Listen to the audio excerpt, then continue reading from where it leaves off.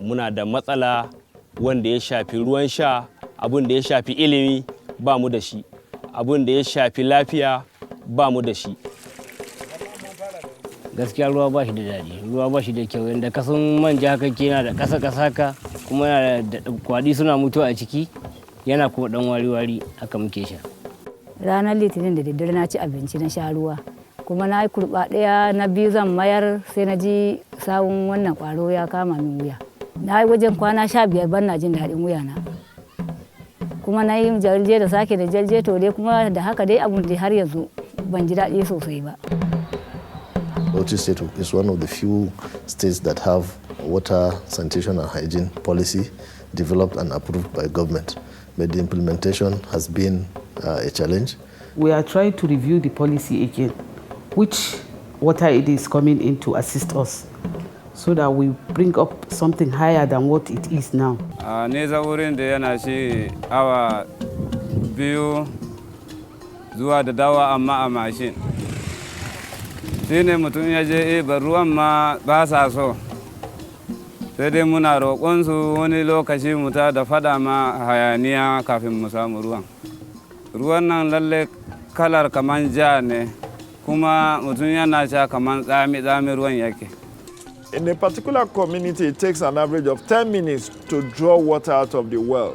Multiply that to just fill a basin, and it's worse off during the dry season. Ya tana da fari ruwan nan, tana da kuma ɗanɗana shi kuma iya da ɗan wari. In an sha kuma mutum sai ya ji kuma kamar har murɗa-murɗa.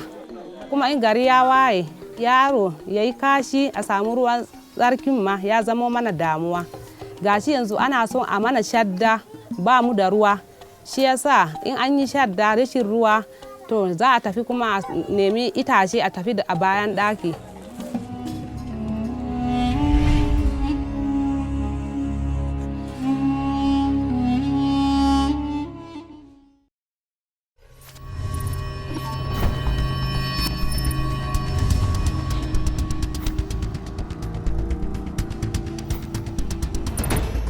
The Nigerian Petroleum Development Company, NPDC, is Nigeria's leading indigenous oil and gas company, established in 1988. It is the subsidiary of the Nigerian National Petroleum Corporation, NNPC, which is the regulatory body for the petroleum industry in Nigeria. As a major player in the upstream sector of the oil and gas industry, NPDC engages in exploration and production with operational base in Bayelsa, Delta, Edo, Imo, and River states of Nigeria. NPDC's vision is to be Nigeria's leading exploration and production company with significant global presence. With a mission to become an oil and gas company that delivers value to stakeholders, NPDC has a board of directors, a managing director and executive directors in charge of several divisions that work in synergy to ensure their vision is fulfilled. This management team exhibits sterling qualities and provides excellent leadership that inspires the entire staff to operate responsibly and apply the best industry practices and technologies, keeping the company on constant growth path.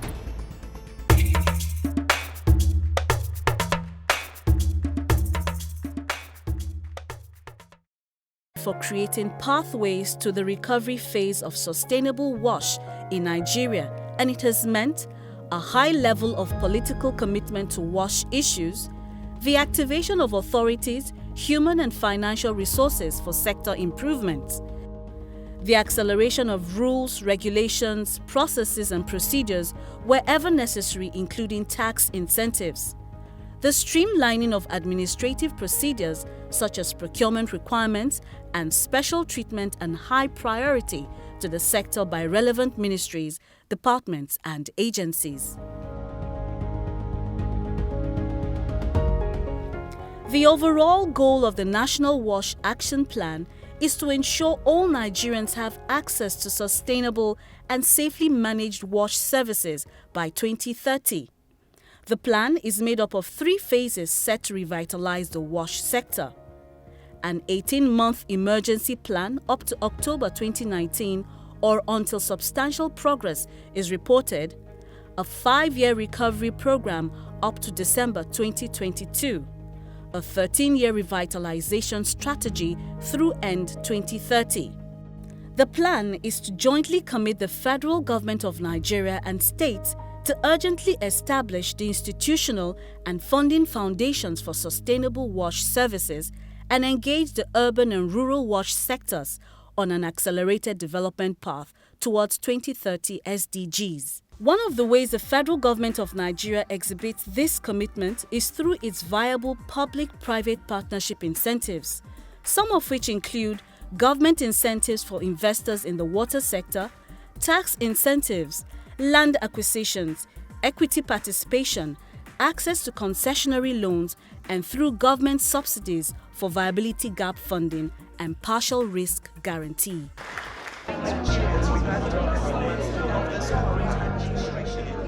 Everyone has a voice. Everyone deserves to be heard. It doesn't matter if it's feather soft or like the roar of thunder.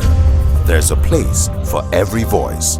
And because your opinions matter, we are here. NOI Polls is the #1 for country-specific polling services in the West African sub-region. Since 2006, we have been collaborating with the Gallup organization in the United States of America to develop public opinion research in Nigeria and West Africa. Evidence-based research, timely data delivery, and strategic thinking are key to decision-making, and NOI Polls offers excellent services in these.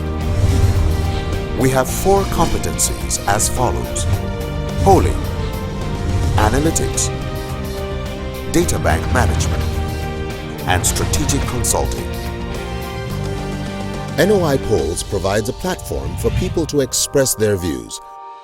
By providing research and data on public opinion and consumer market, views on a wide range of topics from economic to social and political issues are expressed. With an enviable clientele portfolio and partners from policymakers to donor agencies, civil societies, the media, government, academia, and corporate organizations, NOI Polls goes the extra mile to ensure that the varying needs of value-added information are met at the highest level of credibility. NOI Polls results are exceptional, as chronicled by the poll results from power supply, pension awareness, and the ever-raging political leader versus electorate relationship. We use meticulous measures like face-to-face interviews, sampling and analysis using prime methodologies to ensure that surveys are conducted and collated precisely. With a team of world-class professionals of over 25 years in working across different sectors of the local and global economy, NOI Polls is set to help answer strategic questions in the decision-making process.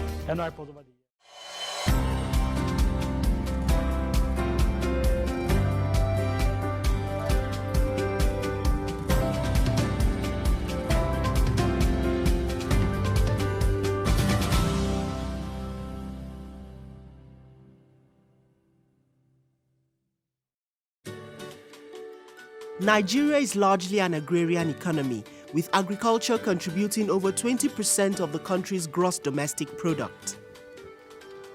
Largely made up of smallholder farmers, the Nigerian agricultural landscape, however, is fraught with a number of setbacks. A lack of sustainable structure ensuring continuity and creating substantial worth for everyone in the value chain is only one out of the myriad problems. There is no central supply chain. And without a supply chain that is efficient and that works, there's no trust. And without trust, you wouldn't have financing. Traders have always interacted with smallholder farmers across board, but Nigeria has lagged behind in running an organized market, maintaining the integrity of the system, and creating investment opportunities riding on agricultural assets. AFEX Commodities Exchange is at the forefront of changing this narrative and charting a different course. As a commodities exchange, AFEX has diverse stakeholders. On the one hand, smallholder farmers who are responsible for producing the crops, and on the other hand, the capital market players who provide financing for all their activities across the value chain.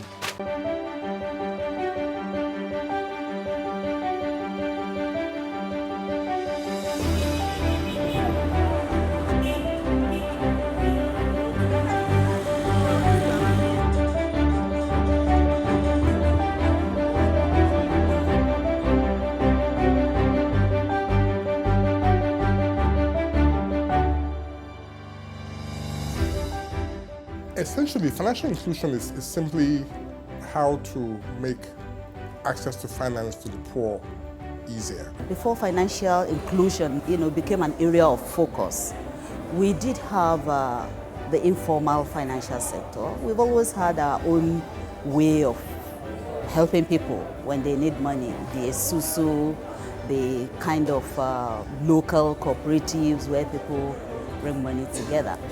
But that has limits to which it could go. We used to have a financial system that wasn't well structured. It wasn't a very structured one, and so CBN could not intervene appropriately in terms of which area to support, because we don't have the correct statistics. Part of the issues, I think, as far as adopting financial products is concerned, is the ability to understand exactly what it is that the customer needs, and also to understand the priorities. In some cases, I think you must remember that if people don't have an employment, they don't have a regular income, having a bank is not number one priority for them.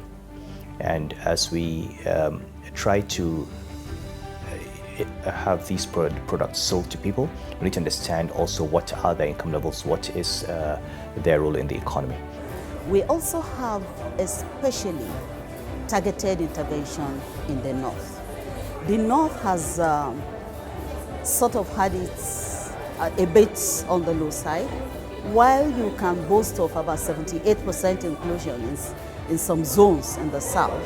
In the Northwest and Northeast, you are talking about 25%.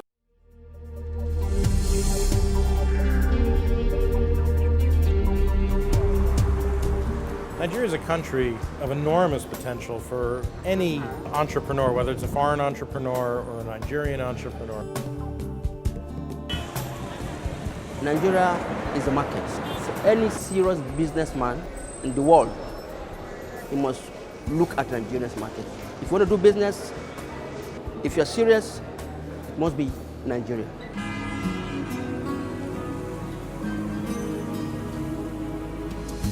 In October 2012, the United States Agency for International Development launched the project called the Nigeria Expanded Trade and Transport Project. We call it NEXT for short. NEXT is all about a block of 10 states that run from Lagos to Katsina called Lakaji Corridor. And the name Lakaji, comes from the first two letters of the cities Lagos, Kano, and Jabia, Lagos and Kano being two of the major commercial centers for Nigeria. The Lakaji Corridor is what we call a spatial development zone. And a spatial development zone is a part of land that's contiguous where we look for economic growth by building off of it. It not only benefits the residents of that zone itself, but actually winds up benefiting all of Nigeria when you do something like this. Nigeria has been projected to hit a total of 206 million persons by the year 2020. As part of efforts to tackle this explosion in population, the Nigerian government aims to achieve 27% contraceptive prevalence rate by 2020. The Challenge Initiative TCI supports states like Bauchi to implement high-impact family planning interventions to meet this goal. With a total population of 6.8 million, Bauchi State has a contraceptive prevalence rate of 6.5%. Maternal mortality is as high as 1,549 per 100,000 live births, and unmet need for FP at 20.8%. Some of the maternal mortality is as a result of frequent birth that the women have. And why? Because they are not able to access the childbirth spacing services. The issues that are hindering women from accessing family planning in Bauchi, the major issues are one, lack of voices, which is surrounding culture, religion, and also poverty.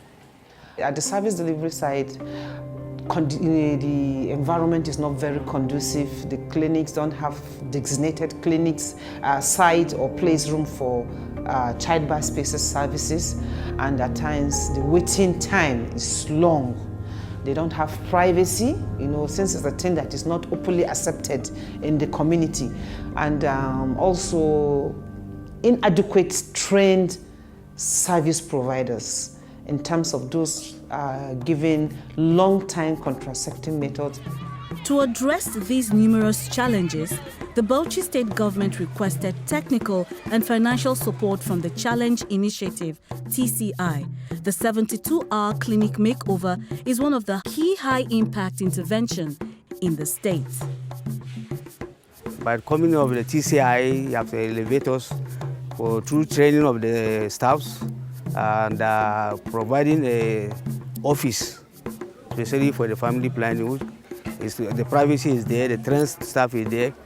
Before, we used to have like 30 women in a month, but through this 72 worker over office, we are now getting up to 90. To increase access to information on family planning, trained social mobilizers conduct monthly neighborhood campaigns, which is one of TCI's high-impact interventions. We educate women on the dangers of giving birth without proper spacing, on the health and the survival of both the mother and the child she gives birth to. At first, they did not understand the importance of family planning and were skeptical about it. But we are truly recording much progress. The women even come to our homes just to seek for advice on family planning. During one of such neighborhood campaign in Nobordo community, social mobilizers met Lami Danladi, a mother of 17 children who had never heard of family planning. By the time I gave birth to my 17th child, I was totally fed up with childbirth. We hardly have food to eat. We don't even have beds to sleep on, nor good clothes to put on. I'm constantly suffering, but I did not know what to do to stop it. Then, by God's intervention, I met Jamila, a social mobilizer, who told me to stop crying, that God is about to wipe away my tears. The next morning, she took me to the health facility where I received family planning services. From that day on, my life has been getting better.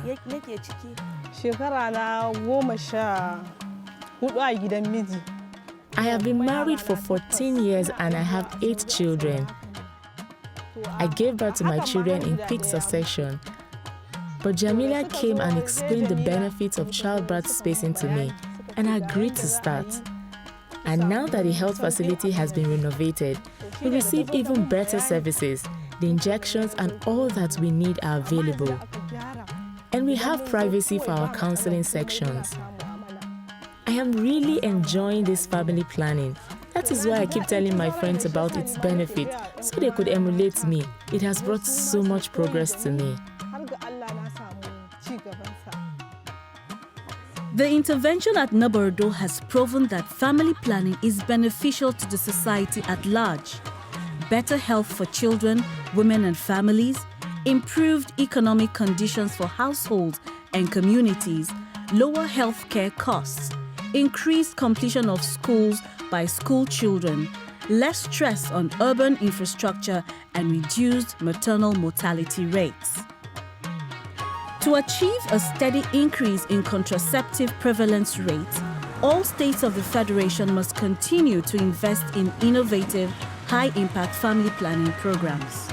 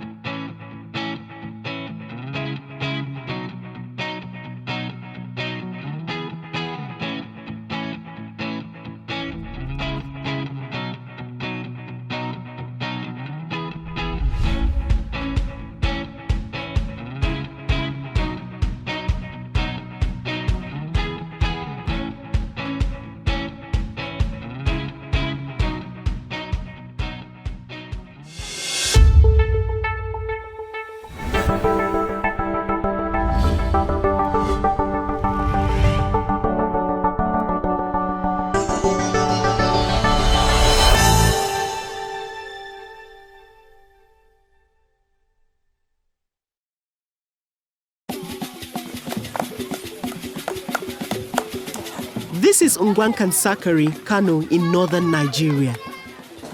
Amina Abubakar and her 3-year-old daughter Hajo live here. Unfortunately, Hajo may never be able to play like these children. My daughter's illness began 3 years ago.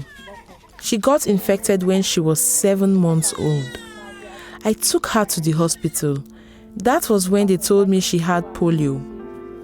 If I had brought her in for vaccination on time, the infection wouldn't have been that bad.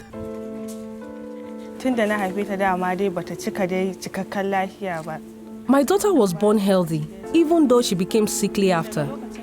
After she received the BCG vaccine at birth, I wasn't bothered about taking her to the hospital for the other vaccines. Then, she eventually contracted the polio virus. But once we understood that the polio virus was the cause of it all, we insisted that our other children received all the required vaccines. I'm not particularly happy with her state, especially when I see other children walking around and my daughter can't. I don't feel happy. Poliomyelitis, also known as polio, is an infectious viral disease that is spread via oral fecal transmission. The virus enters the body orally, typically through the ingestion of contaminated water, propagates in the gut, and is then shed in the stool. From there, it is easily transmitted in the environment from person to person through the water system, especially in areas of poor hygiene and sanitation. Polio can affect anyone, but children under the age of 5 are most susceptible to the virus. It's a human-only disease. There are no known animal vectors, and it causes paralysis in 1 in 200 cases. So it attacks the motor neurons, the nervous system, and it will cause, in most people it will only cause a mild fever and symptoms that won't last, but 1 in every 200 cases will cripple a person. There is no known cure. Only a vaccine to prevent transmission of the virus. Polio is a great problem towards the development of our nation.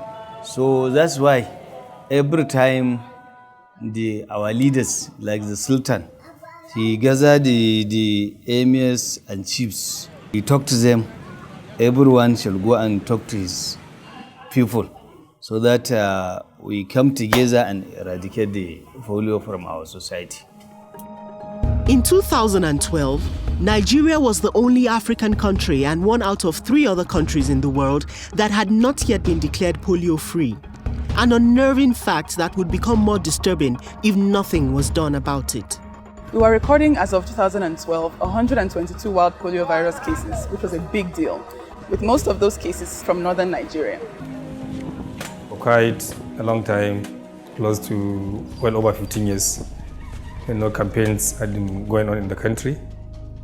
But definitely the way we are doing campaigns, during those years, there were a lot of gaps, and the problem and all the challenges remained, and Nigeria remained a polio endemic country.